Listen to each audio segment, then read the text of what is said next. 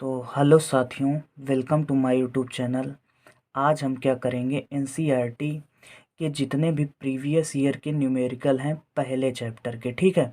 जो आपका प्रकाश का परावर्तन तथा अपवर्तन है उससे रिलेटेड जितने भी इम्पॉर्टेंट क्वेश्चन हैं उसको हम इस वीडियो में पूरी तरीके से डिस्कस करेंगे।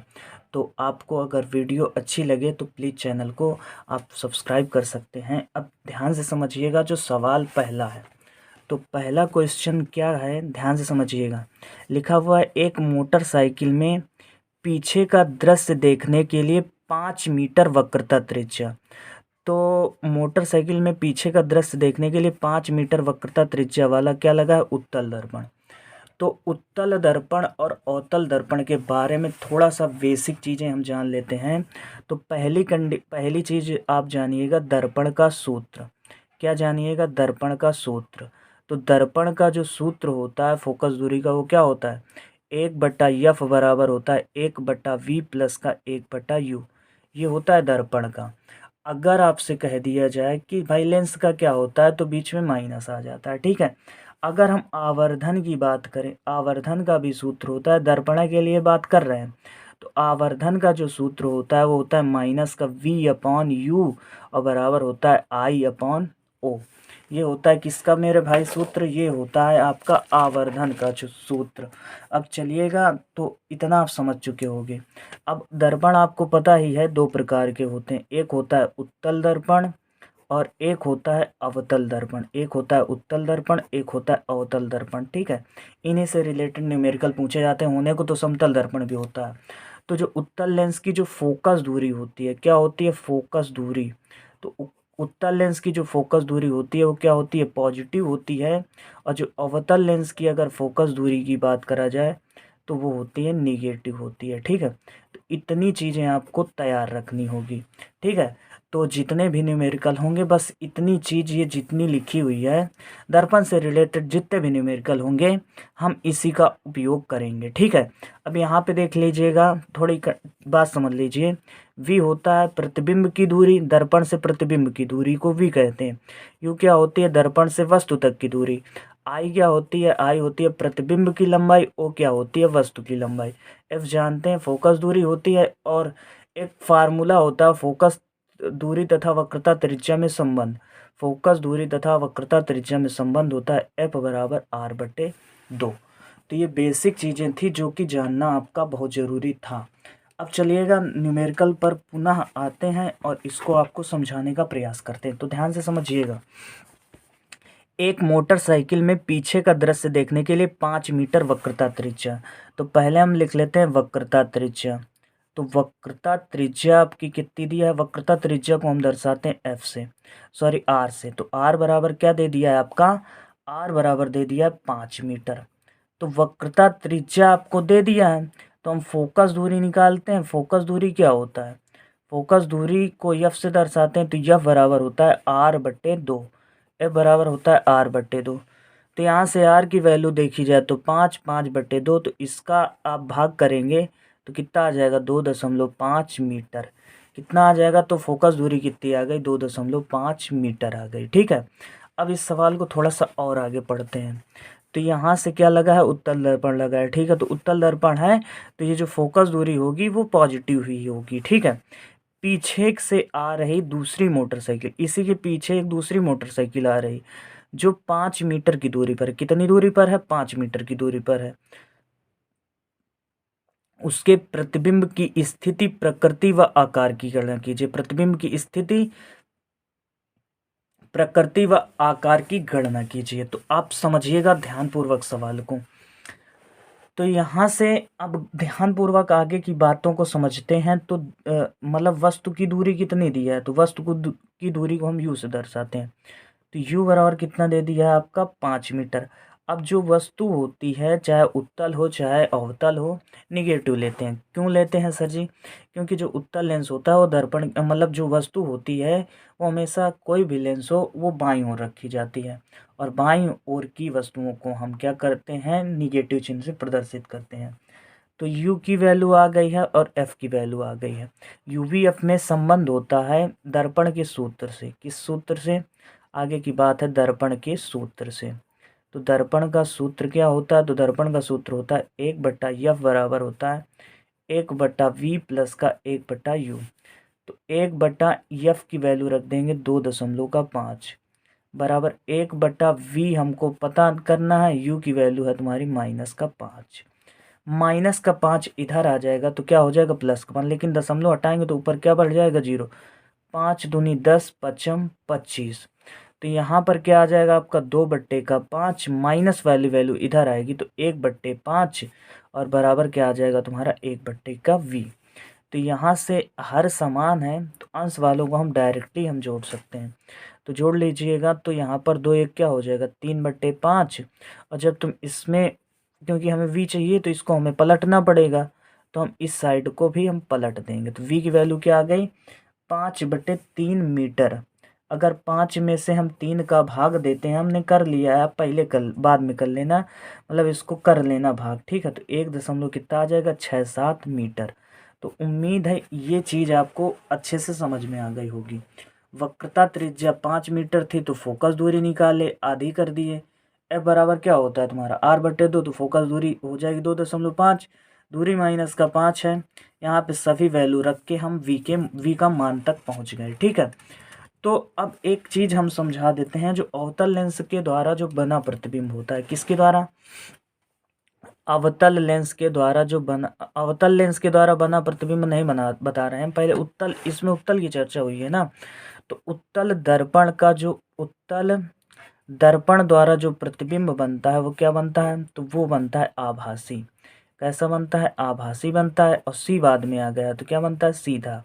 अगर हम कहते हैं अवतल दर्पण के द्वारा कैसा प्रतिबिंब बनता है, तो वो वास्तविक होता है और उल्टा होता है, ठीक है। तो ये बेसिक चीज़ें हैं। आपसे ये 2 चीज़ें भी पूछी थी कि प्रतिबिंब की प्रकृति और स्थिति ज्ञात कीजिए। तो स्थिति 1.67 मीटर है। अब हम इसका आकार ज्ञात कर लेते हैं। तो हमने अभी अभी आपको एक बेसिक फार्मूला बताया है। क्या बताया है? आवर्धन का फार्मूला था। आवर्धन बराबर होता है आवर्धन को m से दर्शाते हैं तो m बराबर होता है माइनस का v अपॉन u। तो माइनस का v की वैल्यू देखो, ये ऊपर वाली रखते हैं, मान तो दोनों ही है लेकिन ऊपर वाली लिखते हैं तो कैलकुलेशन में आसानी होगी। बटे u की वैल्यू कितनी थी? तो u की वैल्यू है -5। तो यहाँ से कैंसिल हो जाएगा तो आंसर आएगा 1/3।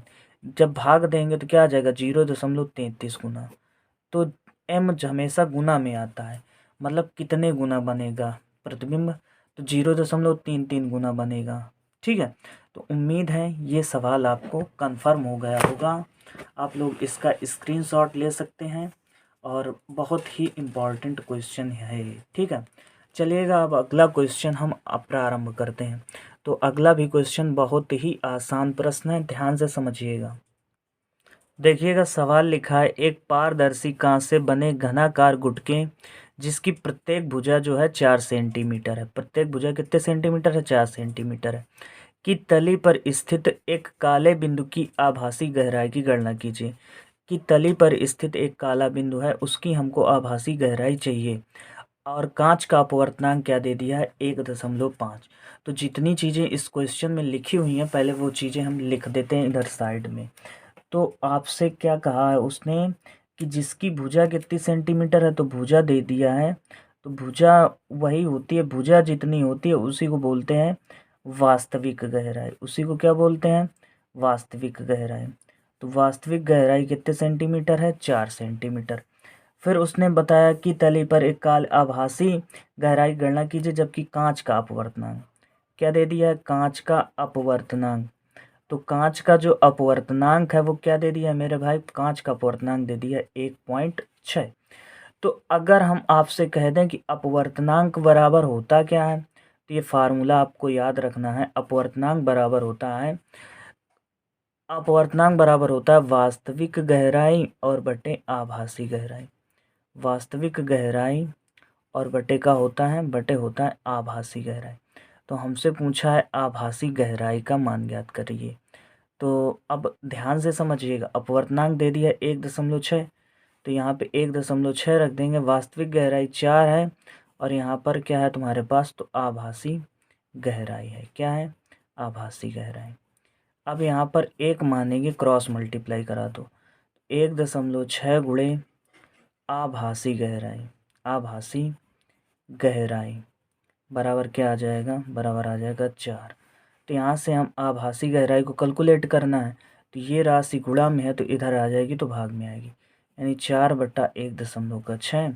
कैलकुलेट करिए, दशमलव से हटे 0 बढ़े, ठीक है। तो यहाँ पर आप ध्यान से समझिएगा, 4 से काटिए तो 4 चौक 16, 4 चौक 16 हो गया, 4 धाम 40 हो गया, ठीक है। फिर इसको आप क्या करिएगा, 4 से ही काट दीजिए, तो 4 दूनी 8 और 4 पंचे 20, यानी अगर कहा जाए जो आभासी गहराई आएगी वो कितना आ जाएगा, 2.5 सेंटीमीटर। जो आपकी आभासी गहराई आ जाएगी, आभासी गहराई क्या आ जाएगी, वो आ जाएगी 2.5 सेंटीमीटर, 2.5 मीटर आ जाएगी। तो उम्मीद है ये भी सवाल आप आसानी से समझ चुके होंगे। फार्मूला ये तैयार कर लीजिएगा, जो अपवर्तनांक बराबर होता है वो होता है वास्तविक गहराई बटे आभासी गहराई। ये आपका बेसिक सा सूत्र होता है, इसको आप लोग तैयार कर लीजिएगा। चलिएगा अब अगला क्वेश्चन हम स्टार्ट करते हैं। तो वीडियो थोड़ी सी बड़ी हो जाएगी, तो आप दिक्कत बिल्कुल ना लीजिएगा, ठीक है, क्योंकि पेपर आपके थोड़े नज़दीक हैं।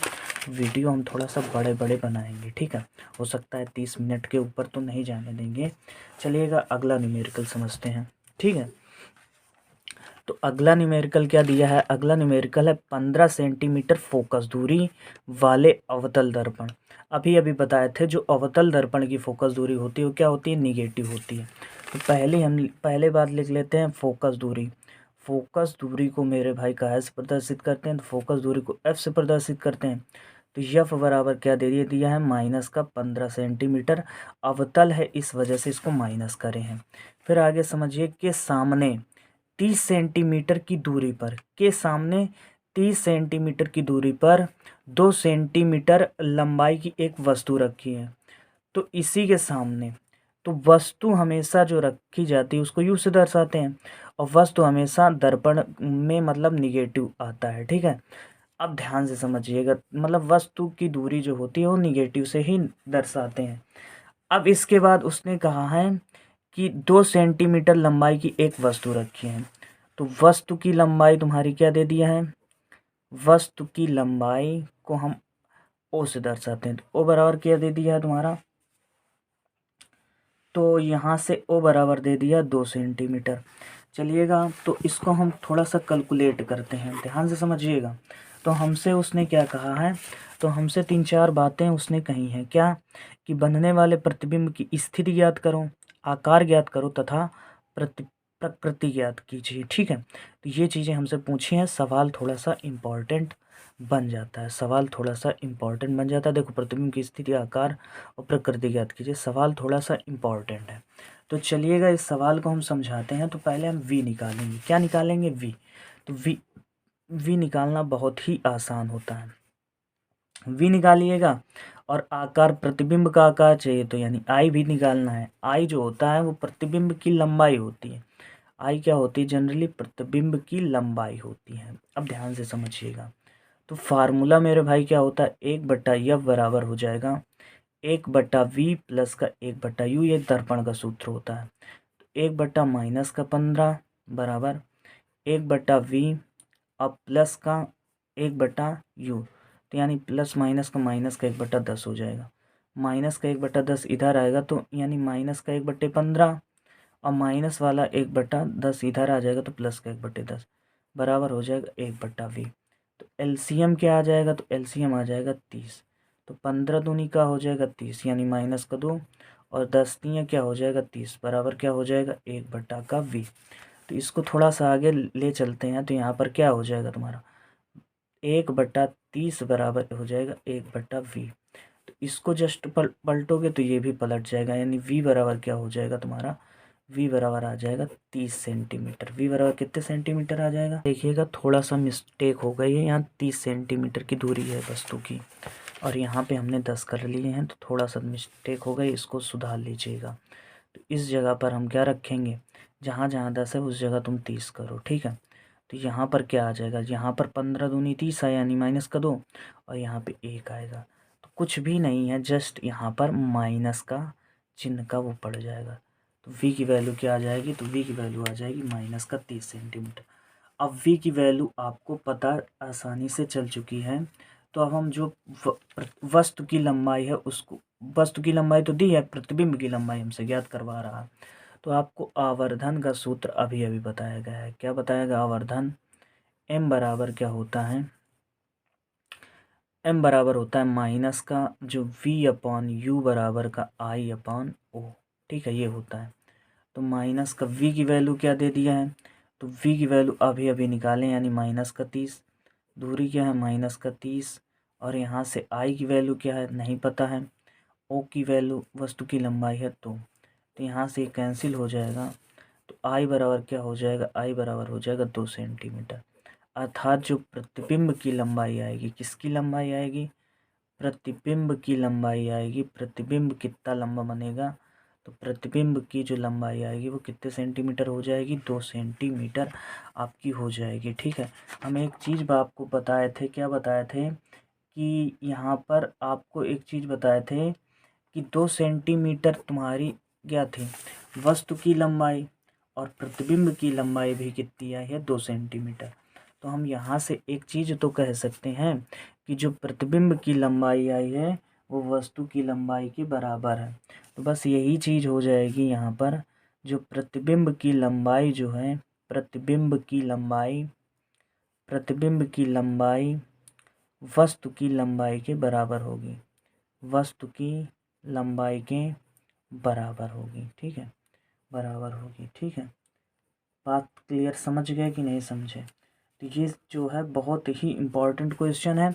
और अवतल की बात करा गया है, तो अवतल दर्पण के द्वारा जो प्रतिबिंब बनता है वो वास्तविक बनता है।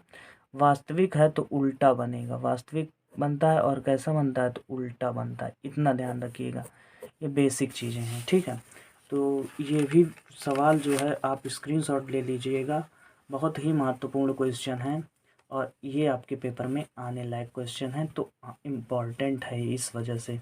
अब चलिएगा जो है अगला क्वेश्चन हम आपको बताने का प्रयास करते हैं। तो अगला क्वेश्चन भी आपका दर्पण से रिलेटेड ही क्वेश्चन है, अब ध्यान से समझिएगा। तो क्या कहा? एक उत्तल दर्पण की फोकस दूरी 15 सेंटीमीटर, एक वस्तु इसके मुख्य अक्ष पर ध्रुव से 30 सेंटीमीटर की दूरी पर रखी है। तो फोकस दूरी दे दिया है, वस्तु की दूरी दे दिया है, आपसे जो है प्रतिबिंब की दूरी आपसे पूछ रहा है। तो ये भी सवाल जो है वो बहुत ही आसान क्वेश्चन है। देखिएगा, ये भी सवाल कैसा है? बहुत ही आसान है। कैसे? कि उत्तल दर्पण की जो फोकस दूरी है, क्या दे दिया है? फोकस दूरी, फोकस दूरी एफ से दर्शाते हैं, तो यह बराबर क्या दे दिया है? तो उत्तल की बात कही गई है, किसकी बात कही है? तो उत्तल दर्पण की बात करी गई। तो उत्तल दर्पण की जो फोकस दूरी एफ बराबर क्या दे दिया है? तो एफ बराबर दे दिया 15 सेंटीमीटर। अब मुख्य अक्ष पर ध्रुव से 30 सेंटीमीटर की दूरी पर, तो वस्तु की दूरी हमेशा माइनस से दर्शाते हैं, तो ये क्या हो जाएगा? माइनस का 30 सेंटीमीटर में हमें जो है प्रतिबिंब की स्थिति ज्ञात करना है। यही तो कह रहा है कि प्रतिबिंब की स्थिति ज्ञात करो, यानी प्रतिबिंब कितने सेंटीमीटर दूर बनेगा। तो प्रतिबिंब की स्थिति को v से दर्शाते हैं, v बराबर क्वेश्चन मार्क है। तो फार्मूला होता है 1/f बराबर होता है 1/v और प्लस का 1/u। तो 1/f की जगह पर 15 रखेंगे, u की जगह पे 30, माइनस 30 इधर ले जाइए तो प्लस का 30 हो जाएगा। 1/15 प्लस का 1/30 बराबर आ जाएगा 1/v। एलसीएम आ जाएगा 30, तो 15 दूनी का हो जाए 30, 30 एकन्ने 30 बराबर 1/v। तो यहाँ पे क्या हो जाएगा? 3/30 बराबर 1/v। तो 3 धाम का हाथ है 30, तो v बराबर का सेंटीमीटर आ जाएगा, v बराबर 10 सेंटीमीटर आ जाएगा। तो v बराबर कितने सेंटीमीटर आ जाएगा? 10 सेंटीमीटर। यानी कि अगर कहा जाए जो दर्पण से जो प्रतिबिंब बनेगा वो 10 सेंटीमीटर की दूरी पर बनेगा, तो लिख लेना दर्पण से 10 सेंटीमीटर की दूरी पर प्रतिबिंब बनेगा। तो 10 सेंटीमीटर की दूरी पर प्रतिबिंब बनेगा, प्रतिबिंब बनेगा, प्रतिबिंब बनेगा। दर्पण से 10 सेंटीमीटर की दूरी पर प्रतिबिंब बनेगा। तो ये भी सवाल आपका बहुत ही आसान क्वेश्चन था। तो हम उम्मीद ये कर सकते हैं कि आपको जो भी दर्पण से रिलेटेड सवाल हैं उनमें कोई भी प्रॉब्लम नहीं होगी। ठीक है, अब चलिएगा अगले टाइप की ओर चलते हैं, जो भी आपके दर्पण के सवाल हैं आवर्धन क्षमता ज्ञात करवा रहा है, तो वो क्वेश्चन स्वयं से आप लोग बना सकते हो, उम्मीद है ऐसी। चलिएगा अगले क्वेश्चन पर चलते हैं। अब जो है अगला टाइप होगा वो लेंस की क्षमता से रिलेटेड होगा। लेंस की क्षमता और फोकस दूरी में एक रिलेशन होता है, उसी से रिलेटेड हम आपको इसके न्यूमेरिकल कराएंगे। तो लेंस की क्षमता P बराबर होता है 1/F। कब होता है? जब F तुम्हारा किस में दिया हो? मीटर में। और P बराबर होता है 100/F जब F काय में दिया हो? सेंटीमीटर में। तो ये दो ठे कंडीशन होती हैं, इनको समझ लीजिए। और न्यूमेरिकल बहुत ही आसान होते हैं। क्या बताए हम कि अगर F तुम्हारा मीटर में दिया है तो क्षमता P बराबर 1/F। अगर तुम्हारा जो है फोकस दूरी तुम्हारा जो है यहाँ पर सेंटीमीटर में दिया हुआ है तो 100/F करते हैं। जैसे कि इसी से रिलेटेड एक सवाल है, 2020 का क्वेश्चन है, देखिएगा। किसी लेंस की क्षमता जो है, किसी लेंस की क्षमता जो है 2 डायोप्टर है, प्लस चिन्ह बता रहा है कि उत्तल है। ठीक है, आगे लिखा भी है या उत्तल होगा या अवतल होगा। तो जिसकी क्षमता धनात्मक होगी वो तुम्हारा होता है उत्तल लेंस। उत्तल लेंस की क्षमता धनात्मक होती है, क्यों? क्योंकि फोकस दूरी धनात्मक होती है। और अवतल लेंस की जो फोकस दूरी होती है वो ऋणात्मक होती है, इस वजह से क्षमता भी क्या होगी? ऋणात्मक। यह लेंस उत्तल होगा या अवतल होगा तथा इसकी फोकस दूरी कितनी होगी? तो फोकस दूरी पूछ रहा है और अवतल होगा कि उत्तल होगा। तो यहाँ पर अगर पावर की बात करी जाए तो पावर दिया है 2 डायोप्टर, 2 डायोप्टर दिया। क्वेश्चन यहाँ से स्टार्ट है, पावर दे दिया है 2 डायोप्टर। अब उसने पूछा है कि इसकी फोकस दूरी ज्ञात करिएगा। तो फोकस दूरी का सूत्र ये वाला आप लगाइएगा, ठीक है, ये वाला। तो यहाँ पर P बराबर क्या होता है? आप ऊपर वाला भी लगा सकते हो। ऊपर वाला लगाएंगे तो मीटर में आएगा, नीचे वाला लगाओगे तो सेंटीमीटर में आएगा। तो P बराबर क्या होता है? 100/F। तो P कितना दे दिया है आपको? आपका दे दिया 2 डायोप्टर, तो 2 बराबर क्या हो जाएगा? 100/F। क्रॉस मल्टीप्लाई करा लीजिएगा तो 2F बराबर क्या हो जाएगा? 100। 2 से काट दीजिएगा तो 50 दूनी 100, यानी कि F बराबर क्या आ जाएगा? तो F बराबर आ जाएगा 50 मीटर। तो यानी फोकस 50 सेंटीमीटर आएगा, सेंटीमीटर।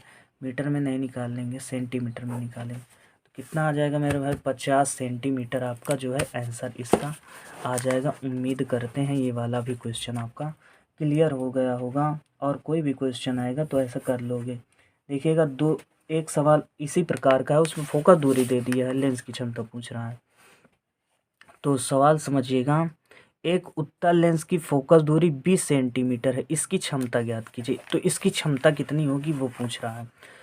तो अगला नेक्स्ट क्वेश्चन ये है आपका, देखिएगा ध्यान से। उसने ये कहा है कि जो है उत्तल लेंस की जो फोकस दूरी है वो 20 सेंटीमीटर है। तो उत्तल लेंस की फोकस दूरी को हम कह सकते हैं F से दर्शा देंगे।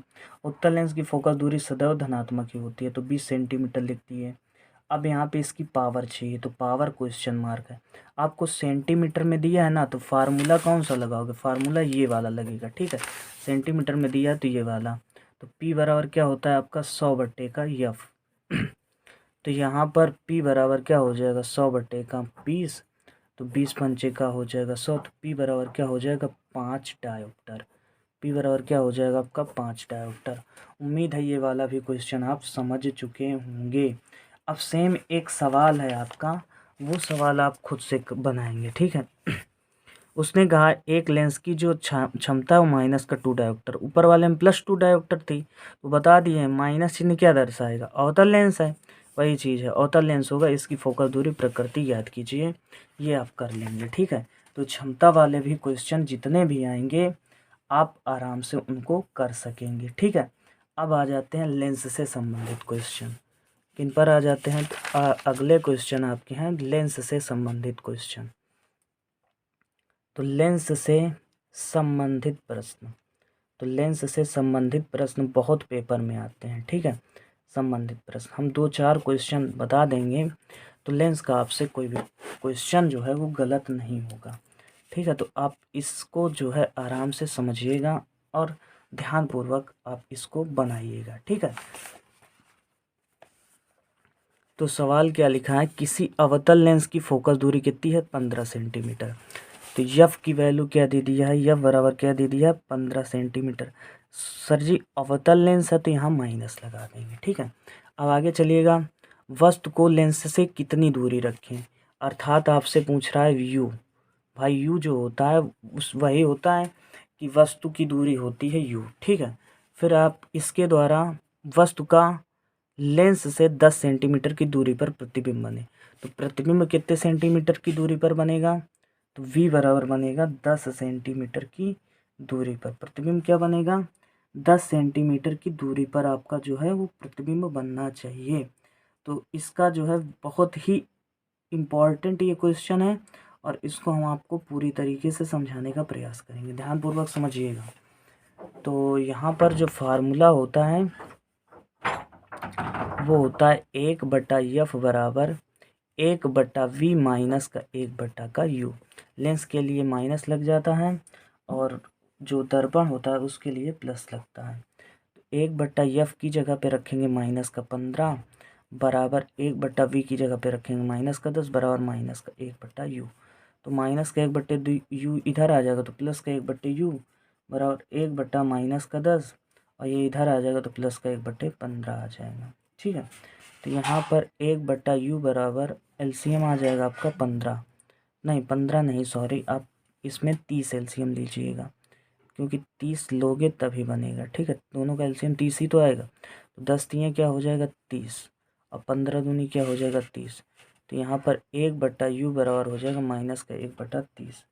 तो यहाँ पर u बराबर क्या आ जाएगा, तो u बराबर आ जाएगा माइनस का 30 सेंटीमीटर, ठीक है। अब u की वैल्यू क्या आ गई है, माइनस का 30 सेंटीमीटर।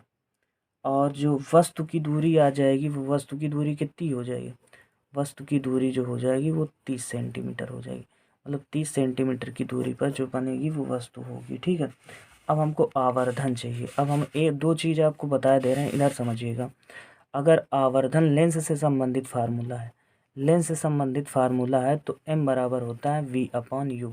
अगर सर जी दर्पण से संबंधित है तो माइनस आ जाता है, ठीक है।